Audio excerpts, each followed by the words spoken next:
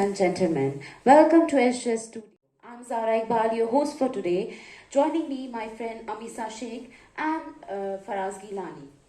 We are excited to introduce you our esteemed teachers, Sir Mushtaba and Ms. Shaila. Thank you for honoring us with your grateful presence. Thank you for having us here. Today's talk we'll be discussing about examinations. Talking about examinations, Zara, you know our exams are starting soon too? I am really worried. Have you prepared everything? Exam jitters are normal, Amisa, and it is a topic we need to talk about clearly and openly. What about you, Faraz? Indeed, Sarah, the discussion around exam jitters is essential as it's a universal experience among students. I feel myself oscillating between the moments of self assurance where I feel equipped to tackle any challenge that comes my way.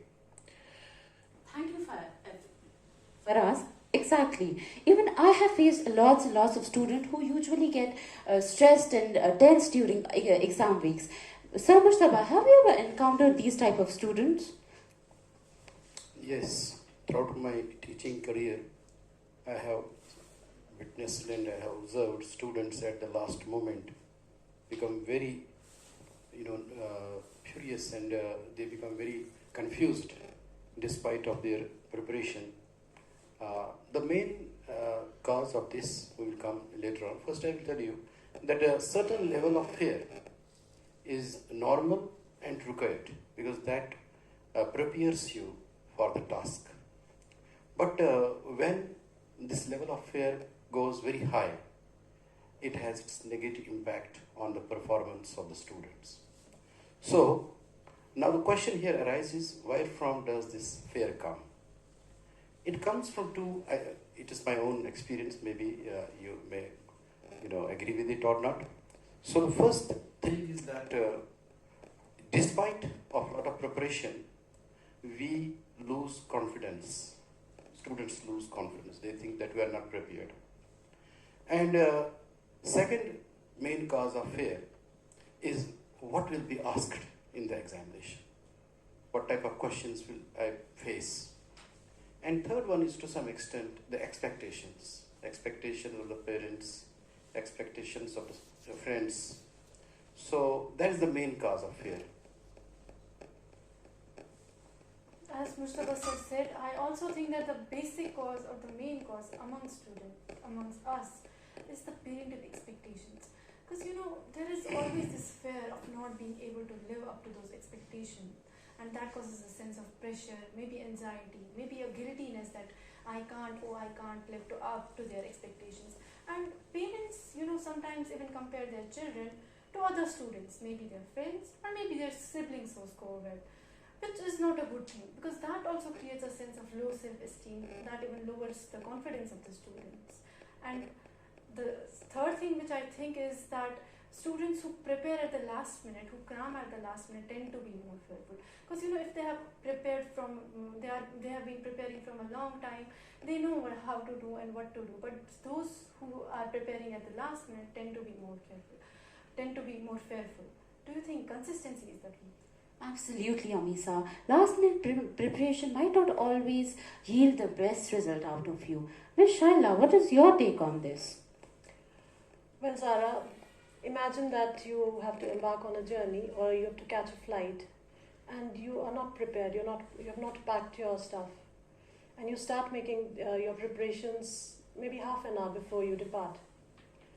Last minute preparations, cramming is similar to that. You are in a state of total chaos. You are confused. You do not know what exactly you're supposed to do and what you're not supposed to do. So that is the case. Whereas consistency is the key to success. And as we know in NEP, consistency is one of the main aspects that we have to focus on. It is the holistic development of a personality that is important, not cramming and writing down answers and scoring marks. That is not important. And it is your attitude that matters, the way you take up things, the way you face things, that matters. So when you are consistent, your attitude definitely will be different. So seems like how we perceive our exams or how we face our exams matters more than we think it does. True, confidence is the key, but overconfidence can lead to failure. So, Mushtaba, any thoughts about how importance of attitude during examinations? Well, a positive attitude is required not only in examination, it is required in all paths and walks of life. So, in order to overcome your this thinking, negative thinking, and getting worse and worse in your examination, I would like to suggest certain things that can boost your this confidence and your attitude. First of all, much before the examination, students should be ready and they should prepare themselves well. Now, what we observe is that at the last moment, students become very serious. When throughout the year, they take things easy. That's main cause of losing the attitude and confidence in performing better in examination. And second thing I think is they don't go for self-evaluation, which is very important and required. Self-evaluation in a sense, much before examination, what students should do, they should frame a question paper in which they should put different types of questions, average level, above average level, thought-provoking questions, and then they should write the exam. And then afterwards, they should evaluate their performance themselves. And then, with a critic, attitude, they should see what were the loopholes in the paper or in the performance. And later on, they should look only at those loopholes, leaving whatever they have done nicely, need not to be prepared again. Suppose you know a concept very well, don't go over it again and again. That will not give you any extra benefit.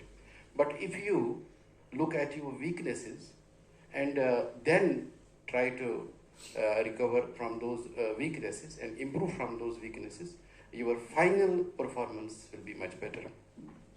Absolutely. Speaking of confidence, let's dive into another crucial aspect. So, there are some individuals who usually, we can say, get pride in getting low grades and adopting a mannerless approach. So, Yes, what do Zara. you think? Yes, Zara, as you said, it's alarming and it's concerning to see how students showcase pride in getting low grades and they often forget to work on improving. Yes, they even use memes and social media to gain a sense of guilty pleasure. And it is crucial to understand that it is okay to fail, or it is okay to, we can say, score less, but it is not okay to just stop working towards success. Completely not okay. Also, those memes they find relatable often use children. Mobile phone addictions is really concerning. Ms. Shaila, what do you think and what are your experience about mobile phones and students? Well, Zara, mobile phones came into our lives during the lockdown period, and it was an absolute necessity at that time. So, in a family, you would find siblings in separate rooms with their own cell phones attending online classes. You would find their parents working from home on their mobile phones, on their laptops. So, in a short span of time, what happened was that families were split and each one had his or her own world. Gradually, this became an addiction with the children. And later on, children shifted from academics to the social media platform. And this addiction later on led them to, find gratification in scoring low grades through memes and such things that you mentioned just now, which is absolutely not right. Yes, I totally agree with that. But as a student, I usually realize that social media usually distract all the students. But there are some positive aspects of social media, like there are some channels, there are some pages that usually we can say motivate students. So, what is your take, or what do you we can say how can you encounter that? Certainly, if there are cons of a certain thing, there are pros as well. There are certain aspects of social media that are good. For example, if these memes can give you gratification in your low grades, at the same time there are other memes or there are other things on social media that encourage you to do well. that help you to fight with your fears, that help you with examples. Besides that, there are so many channels available through which you can study. You can do so many things using social media, but it all depends on you. It all depends on how judiciously you use social media. I think we should discourage the negative side of the social media and try to create a better academic environment. On a final note, sir, could you please share some important tips to reduce the exam fear so that our whole student community can use and can deal with anxiety?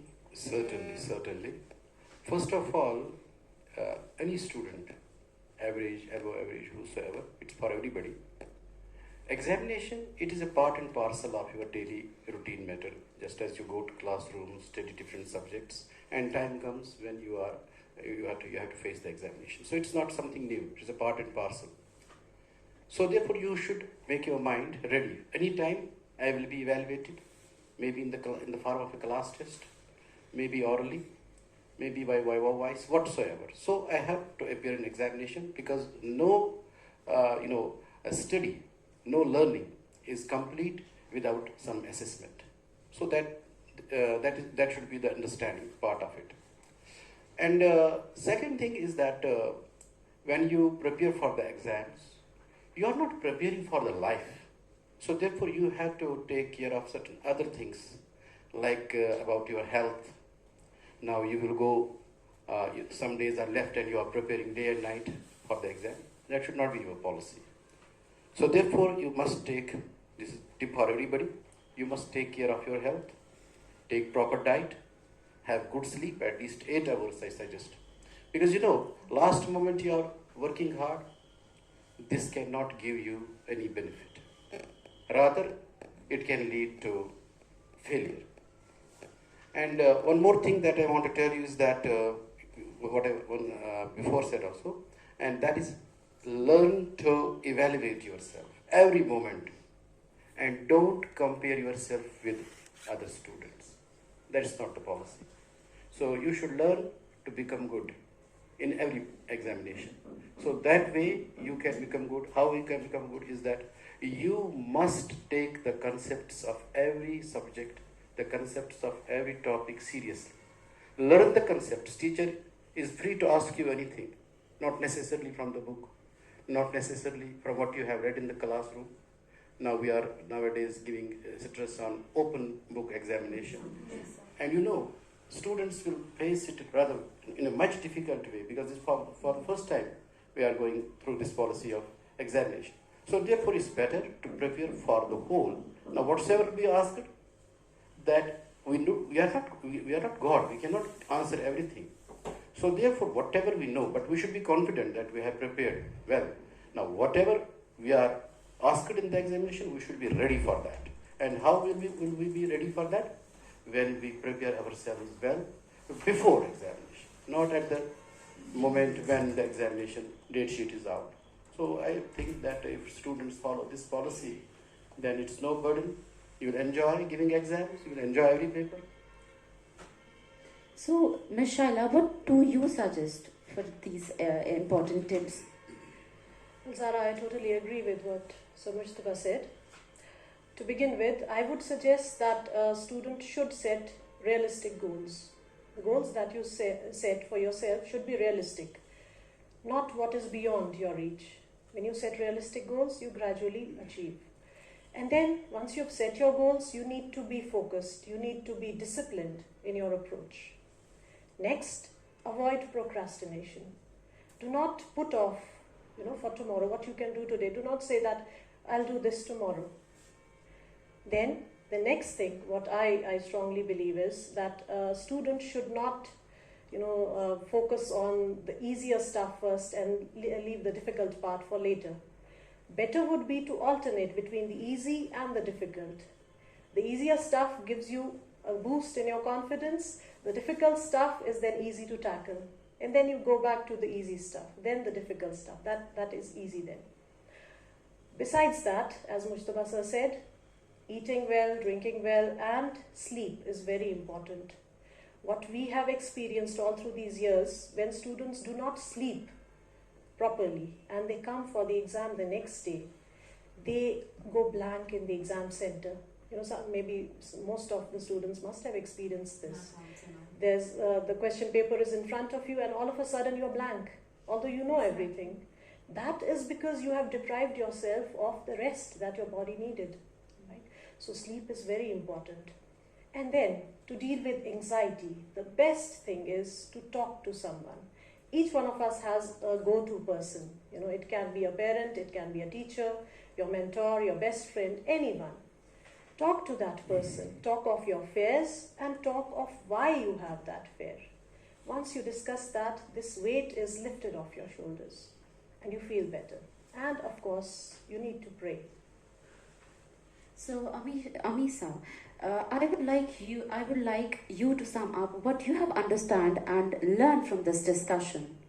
Well, I learned a lot of things from today's discussion, but to sum it up, I learned that we should start promoting a culture that values everyone's efforts and promotes a better and friendly academic environment. So, thank you for having me. It's been a pleasure discussing these things. Thank you all for tuning in. It's been a pleasure to discuss these important topics with you. Best of luck to everyone who are preparing for their exams. Stay tuned for more insightful videos. Here I take your leave. Thank you and have a blissful day ahead.